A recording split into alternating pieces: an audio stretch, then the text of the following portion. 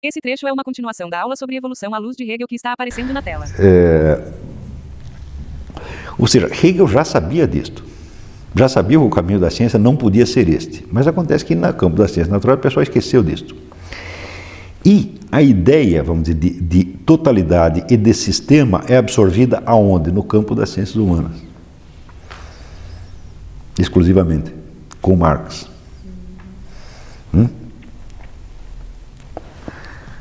Então você terá aí, vamos dizer, a grande guerra, tá certo, do último século e meio.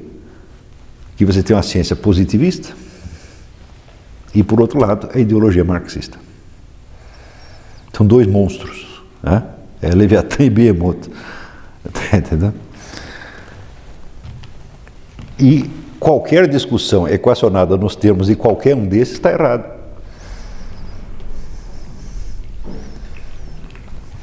Quando você pega, por exemplo, esses críticos liberais do marxismo, tipo Karl Popper, não é isso?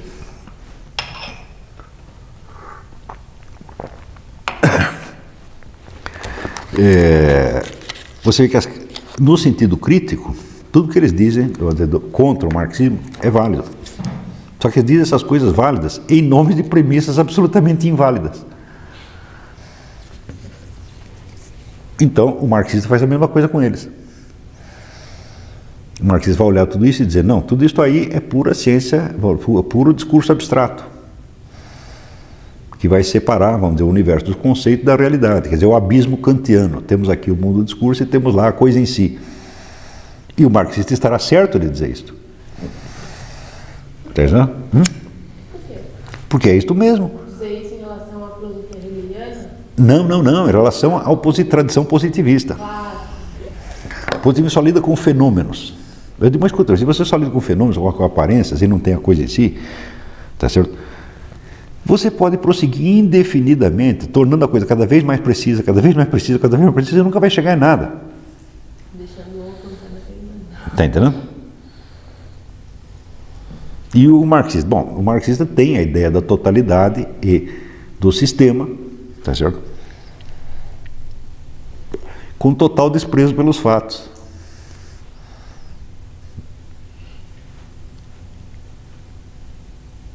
Tudo isso nasce de dentro de Hegel. Você veja a potência que era esse sujeito, né? Quer dizer que só ele entendeu, né? Se antes dele não existia e depois dele ninguém entendeu, só ele. Hegel entendeu. Mas aí foi o último cara que... Não, quando chega no século XX, tem muita gente que entende isso. Até eu estou entendendo isso, pô. Se até eu entendi, então... Suponho que outros também entenderam, né? Mas...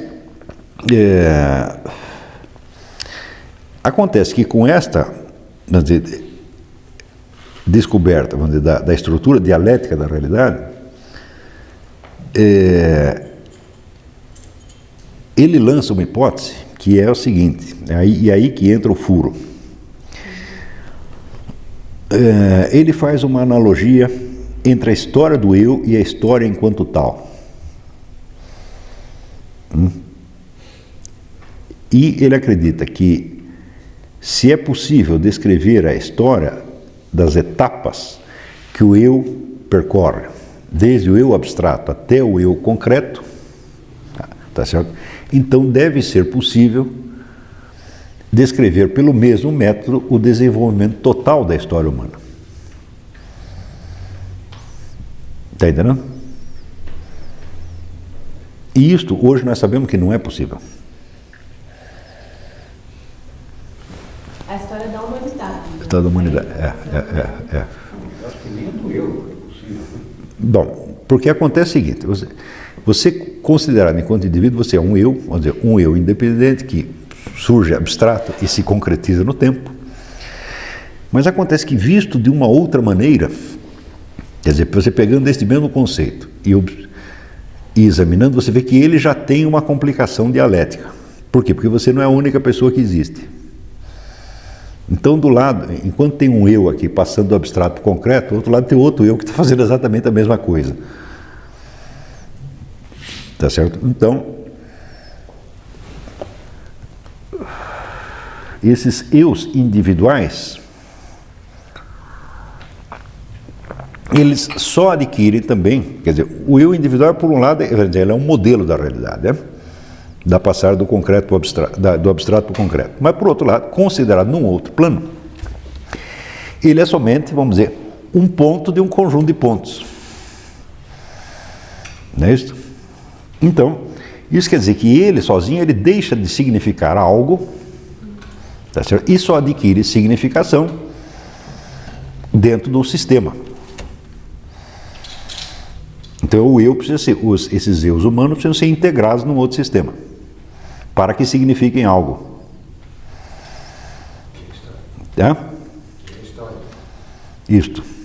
Agora, a história se um sujeito que teve uma ilha deserta, cria lá e tudo, ele não tem outro ser, digamos que ele não tem outro ser. Para Hegel isso aí é um nada.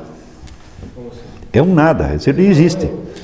Mas ele não é um eu, ele não é uma pessoa, ele não é um eu que está se tornando, um abstrato que está se tornando um concreto. Mas, olha, se você pensa, bom, primeiro que a hipótese do indivíduo isolado, assim, o Robinson Crusoe, quando ele foi para na ilha, ele levou toda a cultura dele, então ele não está isolado.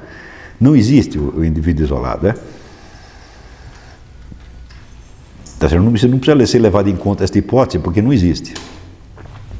Bom, tem o caso das crianças que são criadas por animais. Não chega a ser humano, não tem eu nenhum. Quer dizer, o eu fica no eu abstrato que não se desenvolve. Ele era um ser humano possível que não se humanizou. Está compreendendo? Um bebê encontrado na lixeira, que nem saiu do dia, talvez seja um ser isolado. Um prematuro encontrado na lixeira. Não, mas ele não está isolado, porque, veja, ele foi encontrado. Ele foi encontrado, está integrado, afinal de contas, lixeira, tá certo? É um objeto de fabricação humana, né? Então, Se ele ficar na lixeira, ele não sobrevive. Aí ele está isolado, mas não sobrevive isolado. não, aí você veja, ele morrer ou viver, tá certo? É um acidente da natureza, tá certo? E, vamos dizer, o acidental mesmo só existe na natureza. No campo do ideal não existe um acidente. No campo dos objetos ideais não tem acidente, e no campo da mente humana, da psique, também não tem acidente. Só tem nesse intermediário que é a natureza. E não significa nada. Entendeu? É um acidente que sempre ocorre. Então, você veja que o método de Hegel estava muito bom, mas acontece que o problema que ele pega em seguida, que é o problema da história, é um macro problema, e ele não tem condição de resolver isso aí. Entendeu?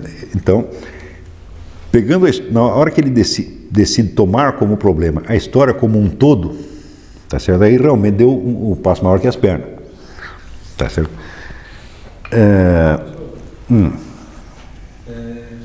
Talvez um dos entraves a isso aí seja o fato de que se ele quer fazer uma analogia entre a passagem do abstrato para o real com a história, quer dizer, a espécie humana, a humanidade como um todo, o problema aí seria que não há outras humanidades um dos problemas é não há outras humanidades com as quais essa humanidade vai se relacionar com. Porque no caso do eu, existem outros eu. Né?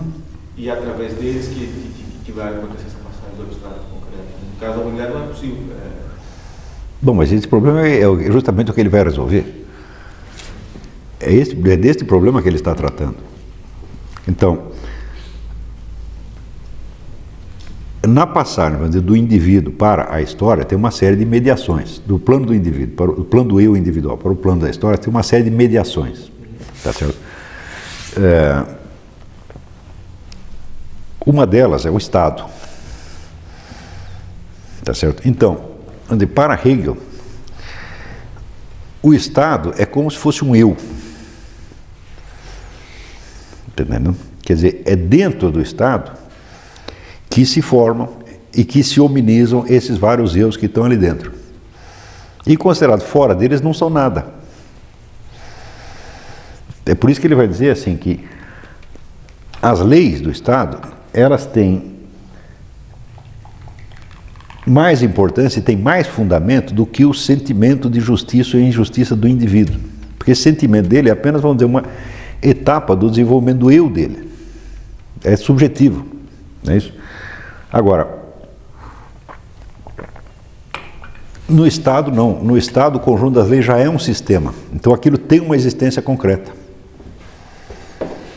Entendeu? Agora, o seu sentimento de justiça ou injustiça pode ser aleatório. Entendeu? Eu acho que ele não está certo nisso, por motivos que eu posso até expor outro dia. Mas não é isso que vem ao caso no momento. Tá certo? Bom, acontece que, na hora que você percebe que o eu individual, que é, de certo modo, vamos dizer, o modelo da constituição de toda a realidade, ele considerado num outro plano, ele é quase uma irrealidade, tá certo? Então, ele teria que perguntar, mas afinal de contas a história é história do quê? Ele diz, bom, o Fichte tinha razão quando ele diz que só existe o eu. Tá certo? Mas não pode ser o eu empírico de fulano, fulano, fulano, fulano. Então existem outros escalões, tá certo? Cuja história também passará do abstrato para o concreto no tempo, e que estes serão objeto da história. Então você poderia pegar os estados, por exemplo, mas você sabe que os estados também nascem, crescem e morrem. Eles são, como dizer, são deuses mortais. Então a história dos estados também não basta para fechar, ela também é abstrata. Está compreendendo? Ela não tem concretude. A história é só uma representação, não? Como uma representação? Quando se fala de história, você... Não, você não está falando da ciência, a história no sentido subjetivo. Da história como processo real, não da história como ciência histórica. Como aquilo que os... existe no presente. Não, não, não. Porque você não tem como retratar. Quando você fala de alguma coisa que aconteceu... Não, o presente para Hegel é inteiramente abstrato. A ideia do momento presente, ele diz, o momento presente é como um ponto no espaço. Você compreende o conceito, mas ele não pode existir se não tiver um antes e não tiver um depois. Eu não concordo com então, todos os momentos, tá certo? Vamos dizer, os momentos considerados atomisticamente são meramente abstratos. Eles só existem dentro da estrutura do tempo. Por exemplo, o que nós estamos vendo aqui no momento, tá certo? Vamos dizer, não faz sentido nenhum se não for considerado articuladamente com os momentos que os antecederam, com os que precederam. Quer dizer, o tempo é um processo real, mas o momento é apenas um ponto abstrato. Se é um ponto abstrato, então não é uma realidade, é apenas uma maneira de ver. Ou seja, nós chamamos de momento presente aquilo que está ao nosso alcance neste momento. Não é isso? Então é subjetivo? Está entendendo? Quando nós chamamos de momento presente, é momento presente para nós.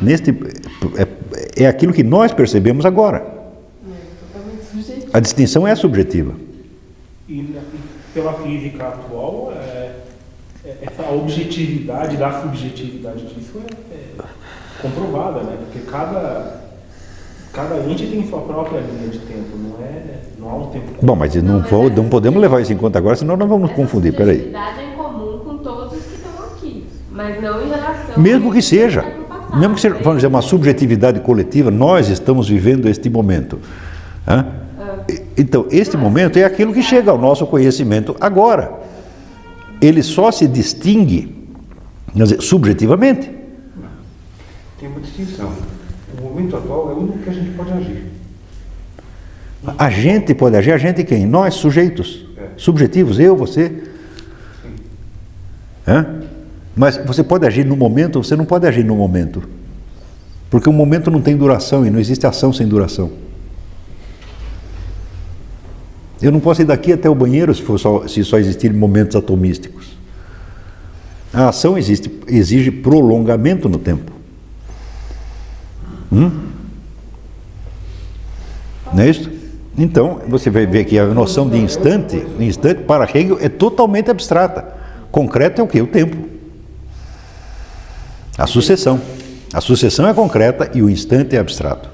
E isso está inteiramente certo. As contingências da natureza são, portanto, abstratas. Aí, a história da natureza seria também abstrata. As contingências são todas abstratas, todos os acidentes são abstratos. E por isso a história do Estado também seria abstrata. Claro, vamos dizer, os acidentes são mais facilmente perceptíveis para nós, tá certo?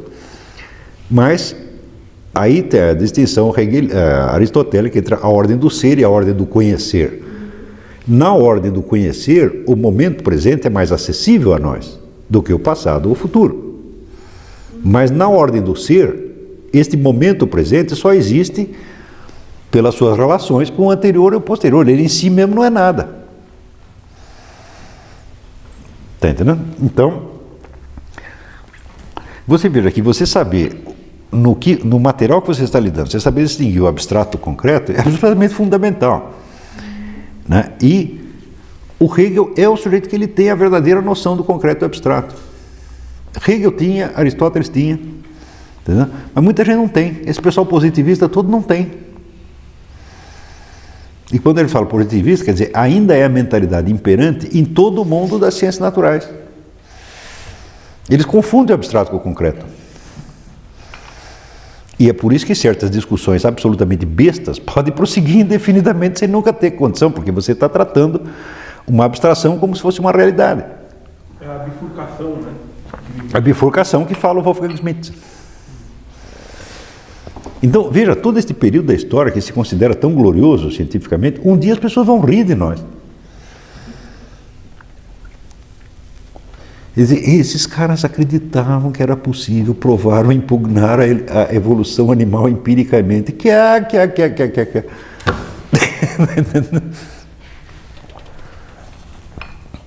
Está entendendo? Então, sempre que a gente pensa em ciência, né, a gente não pode esquecer que ciência é um processo histórico contínuo, que ele não para. Não é isso? E que daqui a pouco tudo isso que nós estamos dizendo vai ser outra coisa.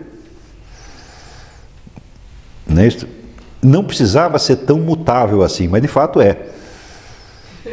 Então você pode ter certeza que o que quer que você diga hoje, daqui a pouco tem alguém rindo daquilo. E no entanto as pessoas, vamos dizer, pegam o conceito científico e jogam, o consenso científico e jogam na sua cara como se fosse uma autoridade, mas isso não é autoridade nenhuma. Um consenso científico é uma rodada de baralho, pô. Nesta rodada deu isso, na próxima vai dar outra coisa. Tá certo? E mais ainda, enquanto a ciência for organizada nesta base kantiana ou cartesiana, vamos dizer, de bifurcação, como chama o Wolfgang Schmidt, vai ser muito mais assim do que teria de ser. Quer dizer, a ciência vai ser muito mais relativa do que ela teria de ser. Entendeu? A bifurcação, o que ele chama de... Bom, nós já explicamos isso aqui quando explicamos Descartes. É o seguinte, quando Descartes diz que existem dois tipos de substâncias, uma que ele chama substância pensante, a outra que ele chama substância extensa, a substância extensa é definida matematicamente. Não é isso? Mas se ela é definida matematicamente, ela não corresponde aos objetos dos nossos sentidos. E os objetos dos nossos sentidos, por sua vez, só existem subjetivamente para nós. Então o resultado, você só tem na mão duas coisas. Você tem as ilusões da sua mente, tá certo? E do outro lado você tem objetos matemáticos não existentes. E este é o assunto da ciência há 4 séculos. É só você olha com olhos hegelianos e eles fazem rir. Isso não vai dar nada. Está compreendendo? Agora, daí as pessoas alegam a aplicabilidade técnica. Você consegue aplicabilidade técnica porque entre o conhecimento científico que você tem e os objetos que você produz, existe um salto, um abismo ontológico que você não sabe do que é preenchido. E por quê? Porque no instante que você salta da ciência para a tecnologia, você não usa mais a bifurcação. Você vai lidar com coisas reais. Coisas reais que não são nem substância pensante, nem substância extensa. Na hora que, por exemplo, aqui nós vamos fabricar um automóvel. Então você vai pegar um pedaço de ferro, tá certo? Minério de ferro, E você não vai dizer nem que ele é uma entidade matemática abstrata e nem que ele é uma ilusão do entendimento. Você vai tratar como se ele fosse realmente ferro. Não é isso? É nisto que se baseia a tecnologia. Só que a ciência não tem nenhum fundamento para isso. Então a tecnologia existe porque na hora de praticá-la você esquece a bendita ciência. E você usa o quê? A racionalidade de senso comum, que diz que o ferro é ferro, pau é pau e pedra é pedra. O hegelianismo é assim, corresponde a um desejo, um instinto profundo, tá certo? De sair do mundo da abstração verbal e captar a realidade concreta. Saber que os seus conceitos têm que corresponder à realidade. Para corresponder à realidades, nada é real isoladamente. Só é real, vamos dizer, no tecido das relações que o determinam. Tá certo? Então, se você tem aqui um discurso lógico, você tem que ter um discurso dialético do outro lado, que complementa uma coisa com a outra, como dizia o nosso Mário Ferreira dos Santos. Quer dizer, a dialética é a defesa contra o abstratismo. Agora, quando nós nos lembramos que para Aristóteles a dialética é o verdadeiro método científico, que a lógica é somente o discurso científico pronto, não é isso? Então nós podemos dizer que a lógica está no começo, está antes da ciência e está no fim dela. Quer dizer, você fazer um discurso lógico que não precise mais ser dialetizado é o ideal da ciência. Mas o método científico é a dialética, a confrontação. Como é que se articula a dialética do Hegel e a do Aristóteles? Elas são muito diferentes, são maneiras diferentes de escrever a mesma coisa, não tem nada a ver? Tem muito que ver, tá certo? Uma é diretamente inspirada na outra, quer dizer, Hegel era um profundo estudioso de Aristóteles. A diferença é que para Hegel existe toda uma dimensão temporal histórica pela qual Aristóteles nunca se interessou. Era um mundo estranho para Aristóteles. Então, é como se Hegel passasse o aristotelismo do plano para o espaço, tá entendendo? Ele cria uma terceira dimensão, nessa dimensão do tempo histórico. Né? Tá certo? Que não digo que Aristóteles desconhecesse, mas não foi objeto de atenção dele isso aí. Aristóteles só se interessava, vamos dizer, pelo processo temporal como, vamos dizer, passagem da potência ao ato. Quer dizer, dada, vamos dizer, uma espécie, tá certo? Dado um ente, você tem a sua forma essencial e tudo que aconteça com ele no tempo é a manifestação dessa forma essencial. Isso Hegel concorda plenamente, tá certo? Mas, enquanto Aristóteles aplica isto a entes individuais ou espécies individuais, Hegel olha o conjunto da realidade sob esse aspecto da passagem da potência ao ato. Está compreendendo? E isso Aristóteles não fez. Mas não deixa, o hegelianismo não deixa de ser um aristotelismo. O único problema de Hegel é que ele descobre uma dimensão nova, mas essa dimensão não é abarcável com os instrumentos que ele tem e nem com os que nós temos. Está entendendo? Assim, o cara matou um leão, achou que podia matar todos. Não pode matar. Tá entendendo? Então, no instante em que ele coloca vamos dizer, o processo do eu, a realização do eu, como modelo do conjunto da realidade, tá certo? Ele está certo, tá certo? Só que os eus individuais aí passam a ser apenas, vamos dizer, elementos materiais de um outro sistema que está acima deles. Que sistema é este? Não, ele percebe que o Estado é só mais um elemento, que o Estado é, vamos dizer, uma forma abrangente, tá certo? Dentro da qual os indivíduos são praticamente nada e que só adquirem alguma realidade na medida em que se integram no Estado, Tanto que ele diz assim, vamos dizer, os grandes homens, os grandes líderes, grandes gênios, etc., eles são alguma coisa, não em si mesmos e por si mesmos, por causa de sua qualidade, mas por terem percebido, terem captado e terem encarnado, vamos dizer, as tensões e necessidades históricas colocadas por aquele momento. Tá certo? Então, é assim e não é assim, porque nós também podemos dialetizar isso, tá? Mas para dialetizar isso, eu precisaria expor o que eu acho do negócio e eu não sou o assunto dessa aula. Tá certo? Bom, mas só para dar uma ideia, eu penso tudo reconheço a grandeza de Hegel, mas eu penso tudo ao contrário. Reconheço que o que ele descobriu é importantíssimo, mas a filosofia não pode parar. Então, se você deu um passo, você tem que dar o passo seguinte. Então, o que eu penso é o seguinte, se você tomar... A continuação será postada em breve. Se inscreva para mais cortes como esse.